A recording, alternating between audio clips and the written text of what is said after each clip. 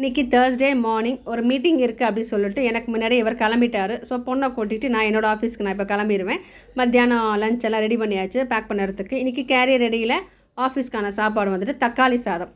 எனக்கும் என் பொண்ணுக்கும் தான் இப்போ நான் கேரியர் பேக் பண்ணுறது இன்றைக்கி காய்கறி வந்துட்டு எங்களுக்கு மட்டும்தான் நான் பண்ணது. பிரேக்ஃபாஸ்ட்டு லஞ்ச் ரெண்டுமே மீட்டிங் அப்படின்னா அவர் வெளியே தான் சாப்பிடுவார்.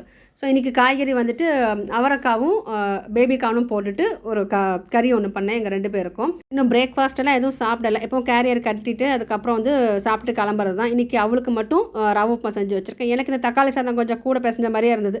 ஸோ இதையே நம்ம காலையிலையும் சாப்பிட்டுக்கலாம் அப்படின்ட்டு காய்கறி எங்கள் 2 பேருக்கும் எடுத்து வச்சாச்சு. இதுக்கு இவளுக்கு அந்த 2 மட்டும் தான் 2 அடுக்கு கேரியர் தான். எனக்கு தான் 3 அடுக்கு கேரியர்.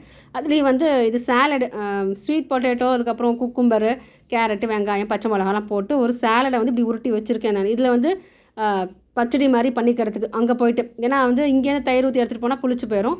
தயிரை நல்லா பால் எடுத்து அதில் கொஞ்சமாக தயிர் ஊற்றி எடுத்துகிட்டு போனோம் அப்படின்னா எப்படி நான் ஆஃபீஸ்க்கு போகிற மத்தியான நேரம் இது உறைஞ்சிரும். ஸோ அப்போ சாப்பிட்டுக்கலாம், தயிரை ஊற்றி பச்சடி மாதிரி சாப்பிட்டுக்கலான்ட்டு இந்த உருண்டை எடுத்து வச்சுருக்கேன். அவ்வளோதான். ஸோ எங்களுக்கு லஞ்சு கட்டியாச்சு. இப்போ தான் என் பொண்ணை நான் ஆஃபீஸ்க்கு அப்படின்னு நான் கூட்டிகிட்டு போகிறேன். மோஸ்ட்லி ஸ்கூல் இருக்கும், இல்லைனா இவர் டேக் கேர் பண்ணிப்பார். இந்த தடவை இவரும் பிஸியாக இருக்கிறதுனால சரி கூட்டிகிட்டு போயிடலாம் அப்படின்னு சொல்லிட்டு அவ்வளோதான், கிளம்ப வேண்டியதான். பிரேக்ஃபாஸ்ட் சாப்பிட்டுட்டு என் வீடியோ உங்களுக்கு பிடிச்சிருந்தா please like and subscribe. Thank you.